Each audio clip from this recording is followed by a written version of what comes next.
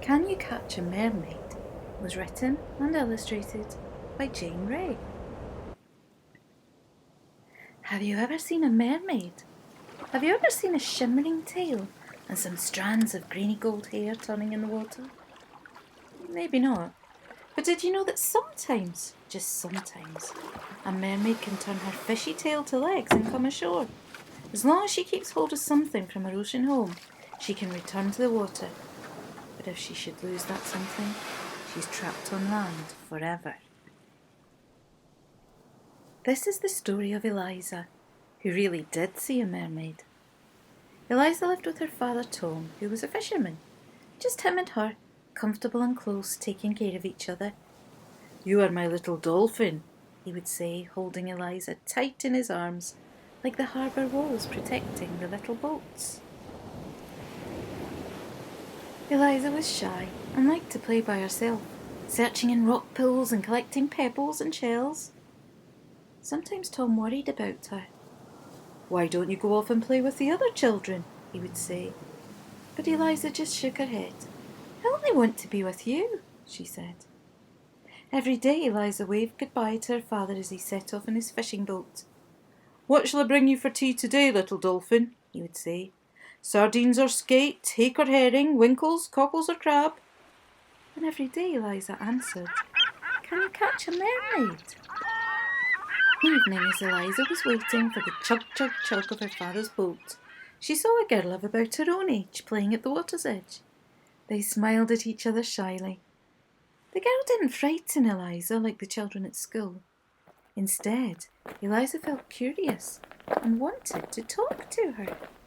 Next morning, when Tom set off in his boat, the little girl was there again. She gave Eliza a shell that was pink and gold, and when Eliza put it to her ear, it sang. "Can I be your friend, Eliza? Come and play with me, where the dolphins sleep and the seagulls cry and the sand becomes the sea." The girls played together all day. By the time evening came and it was time for Eliza to go home, it felt as though they had known each other all their lives. Her name was Freya, and she had long greeny gold hair and pale, pale skin. Her eyes were the colour of stormy seas, and all about her was the scent of salt and rock pools. Around her neck she carried a beautiful little mirror, inlaid with pieces of coral and mother of pearl. "Sing with me, Eliza," Freya called, and she taught Eliza songs so beautiful that they had to be shared. "Dance with me, Eliza," she said, and they danced together like a sea breeze. Eliza didn't know where Freya came from or where she went to at night. Sometimes she was there, and sometimes she wasn't. And then Eliza was as lonely as a sandpiper. But one morning Eliza found Freya crying, running up and down at the water's edge, wringing her hands. "I've lost my mirror! It's gone! It's gone! Oh, please help me to find it, please! For I can't go home without it! Without it, I can't ever go home!" And then Eliza realised who Freya was. Tom had told Eliza all about the mermaids, how they can come and go onto the land and go back into the sea, if they keep something special from their ocean home with them. Freya was a mermaid, and the little mirror was her special thing. Eliza took Freya's hand. "Don't worry," she said. "We'll find your mirror." Eliza and Freya searched all day, back and forth like beachcombers along the shoreline, but they couldn't find the mirror. That night, Eliza took her friend home, and she and Tom cared for the little mermaid as if she was their own. Deep in the ocean, Freya's mother was looking for her daughter, and when the waves whispered the terrible news that the mirror was lost, and with it her child, her grief was great and unspeakable. Her little Freya! That night, terrible storms battered the coast where Freya was stranded. Meanwhile, Freya stayed with Eliza and Tom and shared their food and their stories and Eliza's little bed. But Freya was unhappy. She fretted for her family and her ocean home. Every morning she set out to search for the mirror. Now, Eliza had a secret. A few days after Freya's arrival, they were on the beach as usual, looking for the lost mirror. Eliza clambered on the rocks where the sea rushed at high tide, and there she found the mirror, covered in seaweed.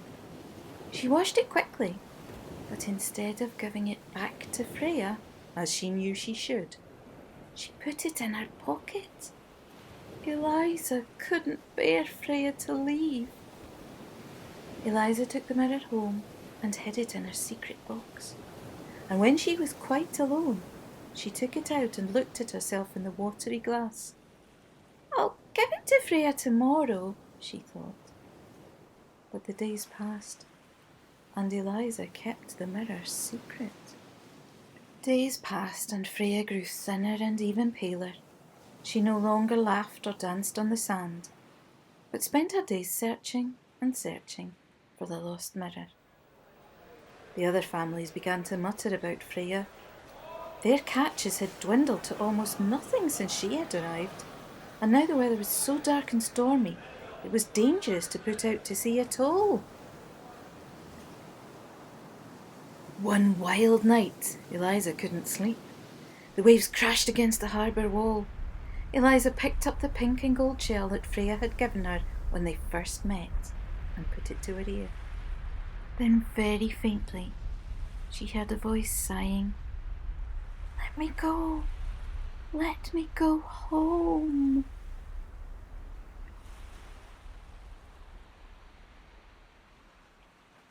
Eliza looked at Freya sleeping restlessly at her side.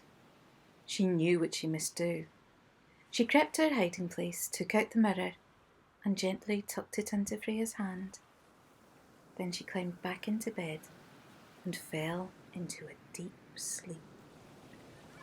In the morning, the wind had dropped. Pale sunshine spilled into the room. Freya was gone. Tom set sail on a calm sea. Before he left, he held Eliza extra tight. "What shall I bring you today, my brave little dolphin?" Eliza smiled a sad little smile.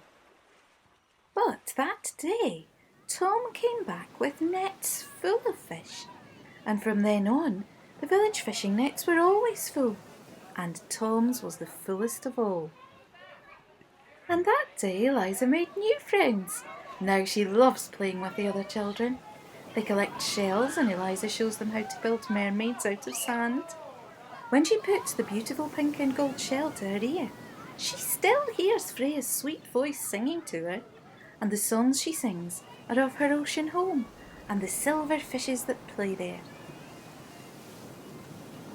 And sometimes, in still rock pools or in the deep green ocean, when Eliza is out in Tom's boat, she thinks she sees Freya smiling up at her through the water.